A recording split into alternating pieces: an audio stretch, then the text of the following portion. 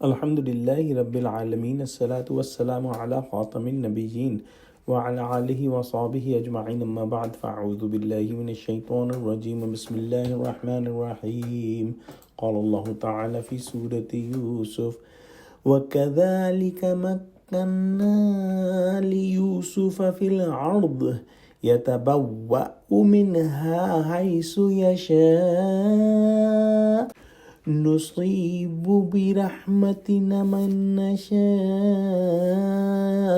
ولا نضيع أجر المحسنين۔ ترجمہ: اس طرح ہم نے یوسف کو مل کے مصر میں جگہ دی اور وہ اس ملک میں جہاں چاہتے تھے رہتے تھے۔ ہم اپنی رحمت جس پر چاہتے ہیں کرتے ہیں اور نیکوکاروں کے اجر کو ضائع نہیں کرتے۔ حضرت یوسف علیہ السلام کو ملک مصر کے مالی انتظامات کا نگران بنا دیا گیا، گویا وہ نہایت بلند مرتبے پر ملک مصر میں فائز ہوئے، جہاں چاہتے اترتے اور جو چاہتے تصرف کرتے۔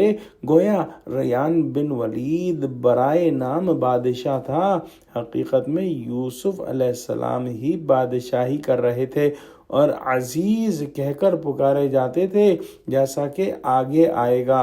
بعض علماء نے لکھا ہے کہ بادشاہ آپ کے ہاتھ پر مسلمان ہو گیا تھا، واللہ اعلم۔ اگلی آیت میں ارشاد ہوا وَلَأَجْرُ الْآخِرَةِ خَيْرٌ لِّلَّذِينَ آمَنُوا وَكَانُوا يَتَّقُونَ۔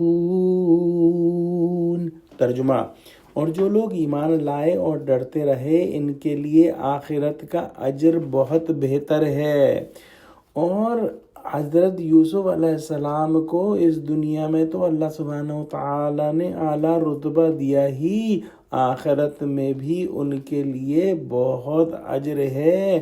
جو بھی بھلائی اور نیکی کا راستہ اختیار کرے خدا اس کو دنیا میں بھی میٹھا پھل دیتا ہے، خواہ ثروت اور حکومت یا لذت و عیش یا حیات طیبہ یا غنائے قلبی اور دل کا اطمینان۔